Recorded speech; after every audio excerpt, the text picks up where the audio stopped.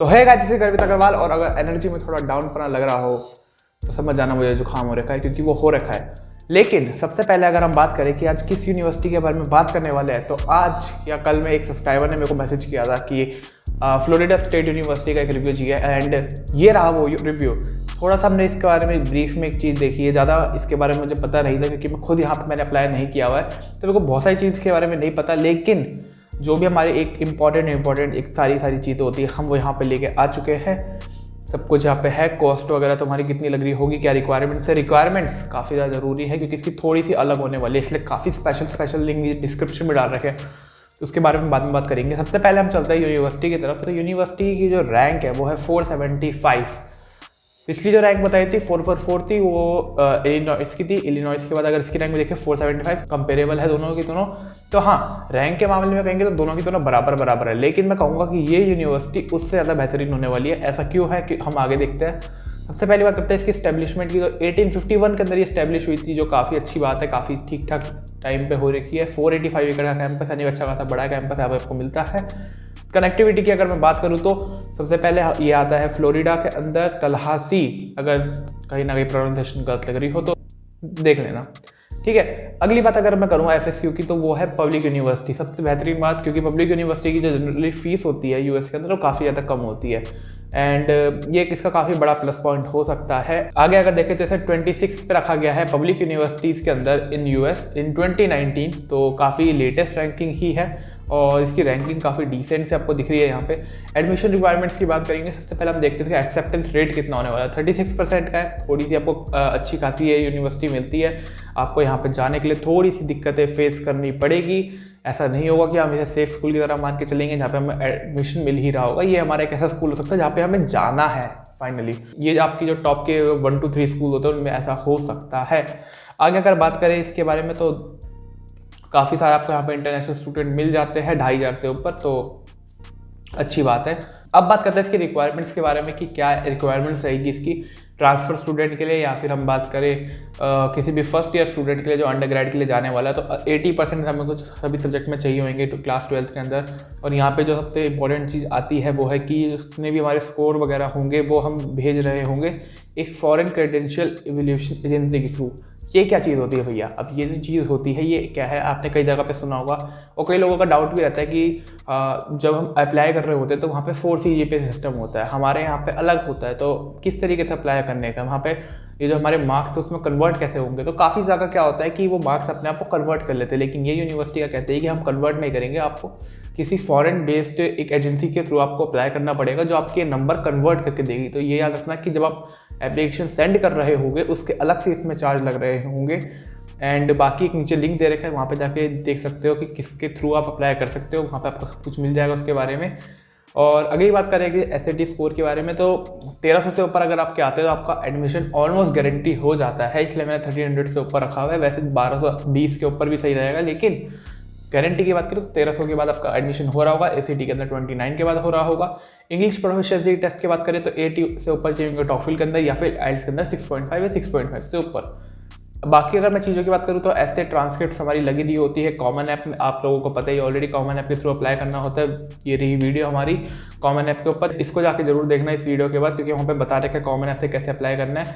लेकिन जो मेन इसमें 2 चीज़ आती है वो आती है, एक तो रेज्यूमे, आपको एक अपना रेज्यूमे बनाना होगा। रेज्यूमे के ऊपर कई सारी वीडियो ऑनलाइन अवेलेबल है, तो हम वहाँ पे जाके देख सकते हैं कि किस तरीके से हमें रेज्यूमे बनाना होता है। वैसे कोई भी कंपनी के अंदर जब आप रेज्यूमे भेज रहे होते हैं, जैसा रेज्यूमे आपका हो रहा है जिसमें आप अपनी स्किल्स वगैरह के बारे में बता रहे हो, अपने थोड़े स्कोर्स बता रहे हो, इंटरेस्ट बता रहे हो, अपने जितनी भी क्वालिफिकेशन है वो बताते हो, एजुकेशन के अंदर आपने कहाँ पे पढ़ाई करी है वो बता रहे हो, तो बेसिकली वैसा ही एक रेज्यूमे यहाँ पे आएगा। एंड बात करें इसके अंदर अगली चीज़ की, वो है एक्स्ट्रा करिकुलर। पिछली वाली जो 2 यूनिवर्सिटी थी उसमें मैंने एक्स्ट्रा करिकुलर के लिए कहा था, इतना ज़्यादा खास यहाँ पे ज़रूरत नहीं है, लेकिन ये यूनिवर्सिटी के लिए एक्स्ट्रा करिकुलर आपको थोड़े से अच्छे चाहिए रहेंगे। लेकिन हाँ, एवरेज और डिसेंट एक्स्ट्रा करिकुलर होने के बाद आपको ये मिल जाएगी, लेकिन हाँ थोड़े से आपको चाहिए रहेंगे। ऐसा नहीं कि बिना एक्स्ट्रा करिकुलर के आप यहाँ पर जा सकते हैं। स्कॉलरशिप की अगर बात करें तो देखो, सबसे पहले हम स्कॉलरशिप की बात इसलिए करते हैं फीस से पहले, क्योंकि स्कॉलरशिप ज़्यादा इंपॉर्टेंट है एज़ कम्पेयर टू फीस। तो स्कॉलरशिप के अंदर देखें तो देखो, मेरिट बेस्ड स्कॉलरशिप जो आपको मिलती है यहाँ पे सभी बच्चों को मिलती है। जैसे कोई अप्लाई करेगा वो इसके अंदर अपने आप आ जाएगा। तो मेरिट बेस्ड स्कॉलरशिप यहाँ पे मिलती है 17,000 रुपीज़ पर ईयर के हिसाब से लगभग। तो ये एक अच्छा प्राइस है एक इनिशियल स्कॉलरशिप के लिए। लगभग 11-12 लाख रुपए की आपको स्कॉलरशिप मिल रही है पर ईयर के हिसाब से। तो 4 से मल्टीप्लाई करके हम कैलकुलेट कर सकते हैं कि हमारे को कितनी मिल रही है। साथ ही साथ एक्सटर्नल स्कॉलरशिप भी काफ़ी सारी होती है, 3-4 मेरे को मिली हुई है, उन सब का नीचे लिंक दे रखा है, डिस्क्रिप्शन जाके जरूर देखना, उसमें बहुत सारे काम के लिंक है, तो डिस्क्रिप्शन जाके जरूर पढ़ लेना। आगे अगर बात करें एप्लीकेशन की डेडलाइन क्या हो रही होती है हमारी, तो एप्लीकेशन की डेडलाइन में सबसे पहले हम देखते हैं इसकी एप्लीकेशन फीस कितनी है।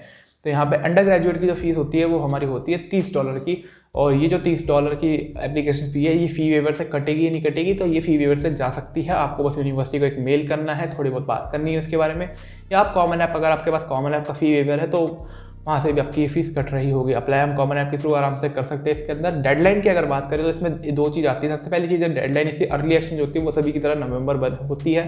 नवंबर 1 की जो डेडलाइन है वो ऑलरेडी मिस हो चुकी है आपके लिए, लेकिन जो अच्छी बात है यहाँ पे वो है कि इसके बाद जब नवंबर 1 निकलता है तो यहाँ पे रेगुलर डिसीजन नहीं होता है, यहाँ पे एक रोलिंग एडमिशन हो रहा होता है। रोलिंग एडमिशन क्या होता है, अगर ये सब चीज़ों के बारे में जानने की, अर्ली एक्शन, रोलिंग एडमिशन, तुम्हारा अर्ली डिसीजन, रेगुलर एक्शन, ये सब क्या होता है तो बता देना नीचे कमेंट में, उसके ऊपर एक वीडियो बना देंगे। फिलहाल के लिए बताओ तो रोलिंग एडमिशन बेसिकली तुम्हारा एक ऐसा एडमिशन होता है जैसे तुम अप्लाई करते हो उसके बाद जो फर्स्ट सबसे पहले अप्लाई करेगा उससे सबसे पहले कहीं ना कहीं एडमिशन मिल रहा होगा। तो इस तरीके से चीज़ें हो रही होती है, और उसकी जो डेडलाइन होती है वो 1 मार्च तक की होती है। बाद में अगर बात करें इसका डिसीजन कब आ रहा होता है, तो जिन्होंने अर्ली एक्शन में भरा उनका 17 नवंबर के पास आएगा, और जो कि रोलिंग एडमिशन के अंदर भर रहे हैं उनका उसी हिसाब से 2-3 वीक के बाद आ रहा होगा। लेकिन अगली बात हम करेंगे इसकी फीस और एकोमोडेशन की। फीस और एकोमोडेशन के अंदर अगर हम बात करें तो सबसे पहले अंडर ग्रेजुएट की जो इसकी फीस हो रही होती है वो होती है 21,683 रुपये, यानी लगभग 16 लाख रुपए के करीब इसकी फीस होती है, जो काफ़ी ज़्यादा अफोर्डेबल है हमारी बाकी सभी यूनिवर्सिटीज़ की तरह जो हमने पब्लिक यूनिवर्सिटीज़ देखी है। एरिज़ोना स्टेट यूनिवर्सिटी एक एक्सेप्शन है, ठीक है। तो 16 लाख रुपए के करीब इसकी कुछ फीस होती है 1 साल की, तो एक अच्छा सा प्राइस है, ज़्यादा बहुत बड़ा प्राइस नहीं कहूँगा। लेकिन अगली चीज़ आती है जो है रूम एंड अदर एक्सपेंसेस। तो जो हमारे बाकी एक्सपेंसेस हो रहे होते हैं वो हमारे लगभग 13 लाख यानी कि $17,000 के आसपास कुछ आ रहे होते हैं।